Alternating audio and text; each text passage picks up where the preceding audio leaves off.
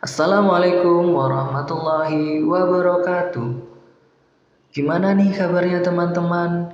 Semoga selalu sehat dan bersemangat ya. Pada video kali ini, saya Muhammad Hairul Anwar dengan NIM 0401519044 dan rekan saya Nuzul Putri Rahmawati dengan NIM 0401519041.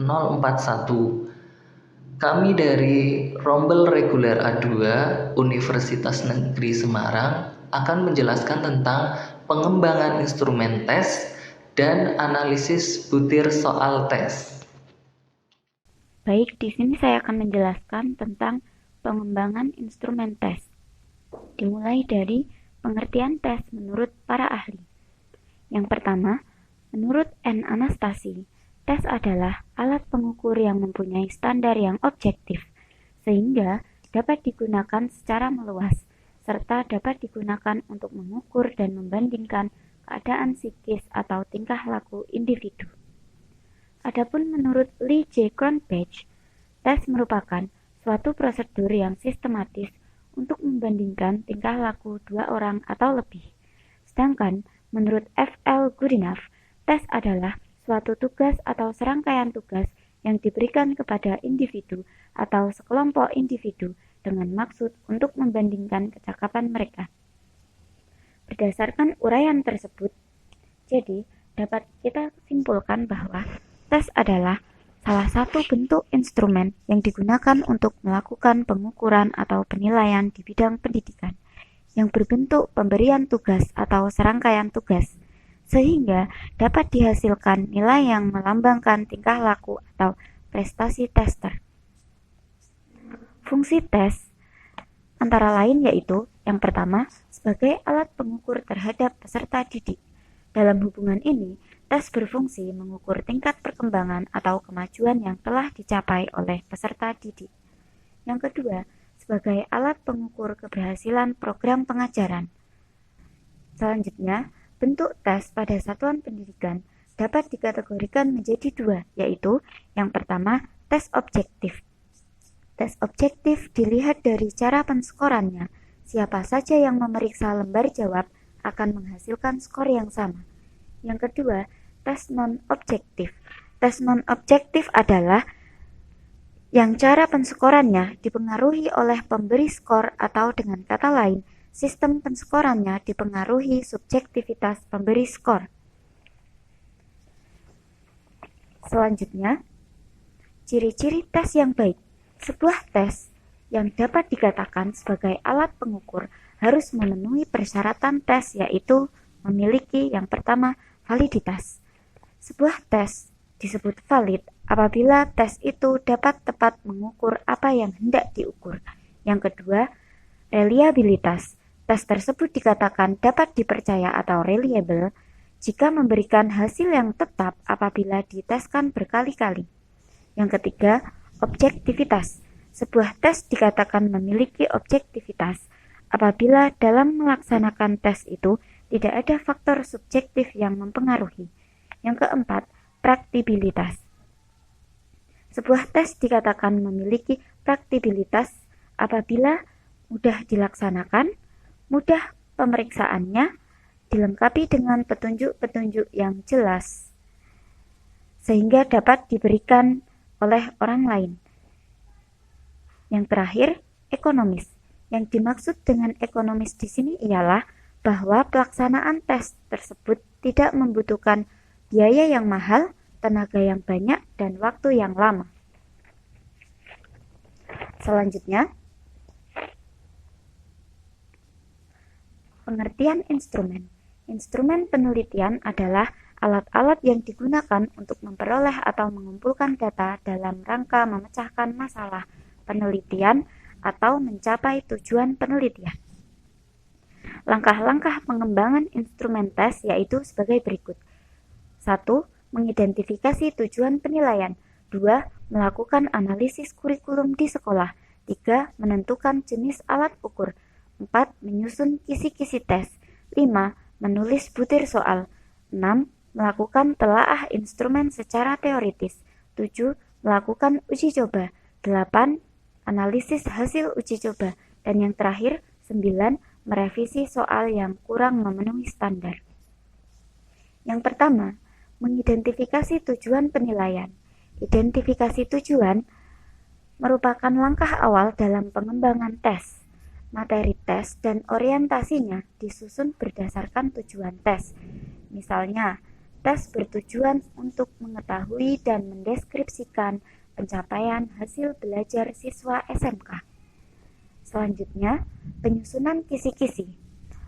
Kisi-kisi adalah suatu format atau matriks yang mempunyai informasi yang dapat dijadikan pedoman untuk menulis bahan ajar, menentukan strategi pembelajaran, dan menyusun tes. Fungsi dari kisi-kisi ialah sebagai pedoman dalam penulisan bahan ajar dan penulisan tes. Penulis yang berbeda harus menghasilkan tes yang sama, baik dari segi lingkup materi maupun tingkat kesukaran.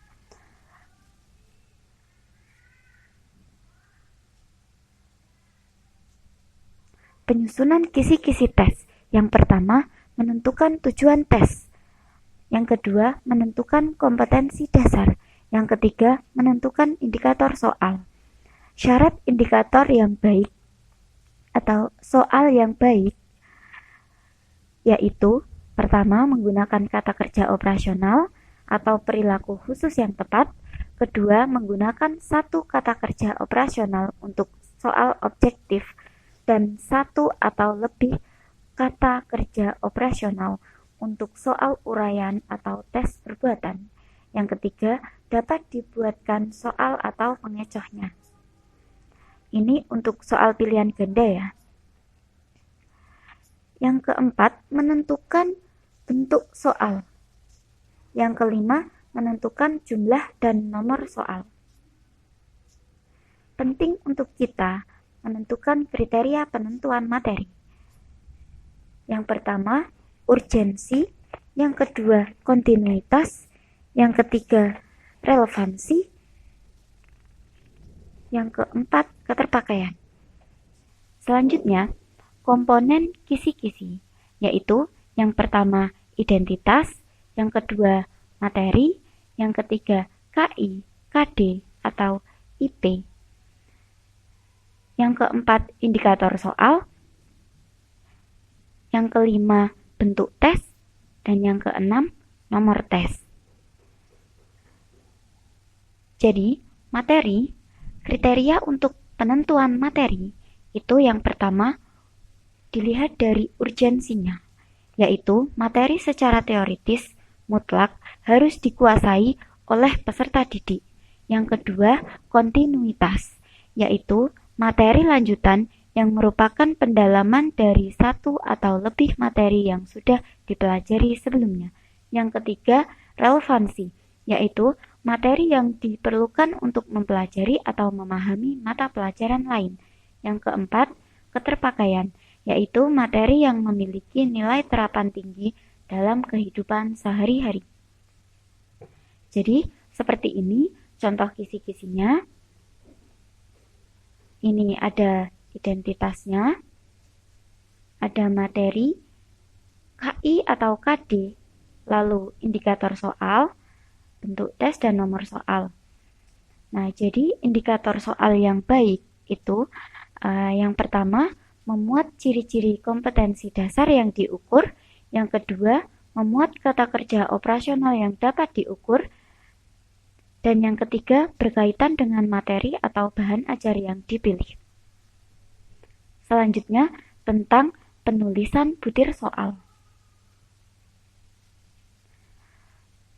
Bentuk butir soal itu ada dua. Yang pertama, bentuk butir soal uraian. Bentuk uraian ini terdapat soal objektif dan soal subjektif. Dan yang selanjutnya, soal bentuk pilihan ganda.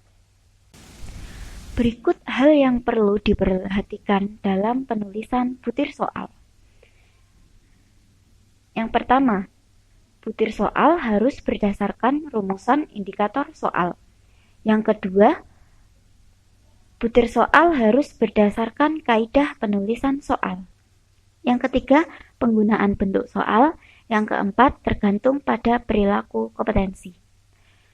Yang ketiga dan keempat ini, penggunaan bentuk soal, pemilihan bentuk soal uraian ataupun pemilihan bentuk soal pilihan ganda tergantung pada kompetensi yang akan diukur.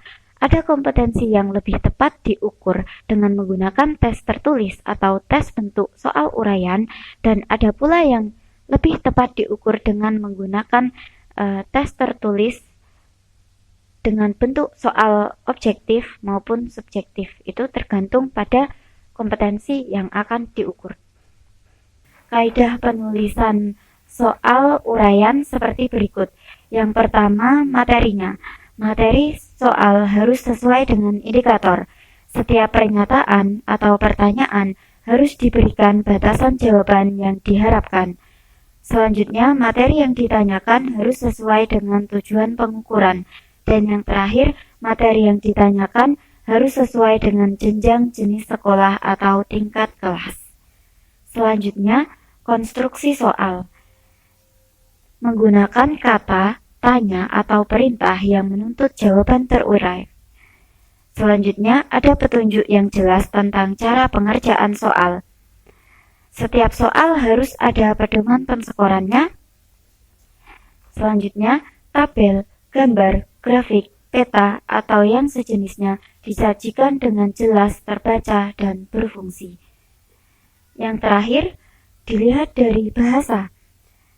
Rumusan kalimat soal harus komunikatif, menggunakan bahasa Indonesia yang baik dan benar atau baku, tidak menimbulkan penafsiran ganda, tidak menggunakan bahasa yang berlaku setempat atau tabu, dan yang terakhir, tidak mengandung kata atau ungkapan yang menyinggung perasaan peserta didik. Selanjutnya, kaidah penulisan soal pilihan ganda adalah sebagai berikut. Yang pertama, dilihat dari materi. Soal harus sesuai dengan indikator, pengecoh harus berfungsi, setiap soal harus mempunyai satu jawaban yang benar, dan yang kedua, dilihat dari konstruksi. Pokok soal harus dirumuskan secara jelas dan tegas. Rumusan pokok soal dan pilihan jawaban harus merupakan pernyataan yang diperlukan saja. Pokok soal jangan memberi petunjuk ke arah jawaban yang benar. Pokok soal jangan mengandung pernyataan yang bersifat negatif ganda. Pilihan jawaban yang harus homogen dan logis ditinjau dari segi materi. Panjang rumusan pilihan jawaban harus relatif sama. Pilihan jawaban jangan mengandung pernyataan semua pilihan jawaban di atas adalah salah atau semua pilihan jawaban di atas adalah benar. Pilihan jawaban yang berbentuk angka atau waktu harus disusun berdasarkan urutan besar kecilnya, nilai angka, atau kronologis. Gambar, grafik, tabel, diagram, wacana, dan sejenisnya yang terdapat pada soal harus jelas dan berfungsi. Rumusan pokok soal tidak menggunakan ungkapan atau kata yang bermakna tidak pasti. Butir soal jangan bergantung pada jawaban soal sebelumnya. Yang terakhir, dilihat dari aspek bahasa dan budaya. Setiap soal harus menggunakan bahasa yang sesuai dengan kaidah bahasa Indonesia. Bahasa yang digunakan harus komunikatif. Pilihan jawaban jangan yang mengulang kata, frase yang bukan merupakan satu kesatuan pengertian. Analisis butir soal. Menganalisis butir soal merupakan suatu kegiatan yang dilakukan guru untuk meningkatkan kualitas soal yang telah ditulis. Kegiatan ini merupakan proses pengumpulan, peringkasan, dan penggunaan informasi dari jawaban siswa untuk membuat keputusan tentang setiap penilaian. Analisis butir soal secara klasik. Analisis butir soal secara klasik adalah proses penelaahan butir soal melalui informasi dari jawaban peserta didik guna meningkatkan mutu butir soal yang bersangkutan dengan menggunakan teori tes klasik. Aspek yang perlu diperhatikan dalam analisis butir soal secara klasik adalah setiap butir soal ditelaah dari segi 1. Tingkat kesukaran butir. 2. Daya pembeda butir. Tingkat kesukaran soal. Tingkat kesukaran soal adalah peluang untuk menjawab benar suatu soal pada tingkat kemampuan tertentu yang biasanya dinyatakan dalam bentuk indeks. Rumus tingkat kesukaran untuk soal objektif yaitu tingkat kesukaran sama dengan jumlah siswa yang menjawab benar butir soal dibagi jumlah siswa yang mengikuti tes. Tingkat kesukaran soal uraian dapat menggunakan rumus berikut ini. Kita cari dulu rata-ratanya. Min sama dengan jumlah skor siswa peserta tes pada suatu soal dibagi jumlah peserta didik yang mengikuti tes. Kemudian tingkat kesukarannya sama dengan min dibagi skor maksimum. Klasifikasi tingkat kesukaran soal dapat digolongkan seperti berikut ini. Yang pertama, 0,00 sampai dengan 0,30 soal tergolong sukar. Yang kedua, 0,31 sampai dengan 0,70 soal tergolong sedang. Kemudian yang terakhir 0,71 sampai dengan 1,00 soal tergolong mudah. Daya pembeda. Daya pembeda soal adalah kemampuan suatu butir soal dapat membedakan antara peserta didik yang telah menguasai materi dan peserta didik yang tidak atau kurang belum menguasai materi yang ditanyakan. Daya pembeda soal pilihan ganda adalah dengan menggunakan rumus berikut ini.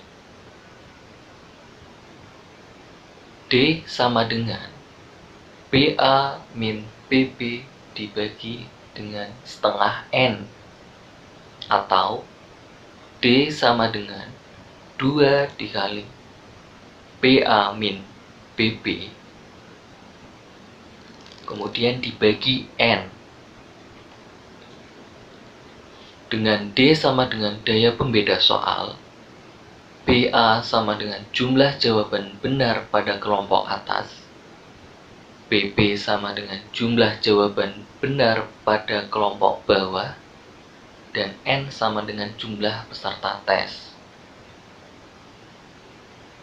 Sedangkan daya pembeda soal uraian adalah dengan menggunakan rumus berikut ini. D sama dengan min kelompok atas dikurangi min kelompok bawah dibagi dengan skor maksimum soal. Adapun klasifikasinya adalah sebagai berikut ini.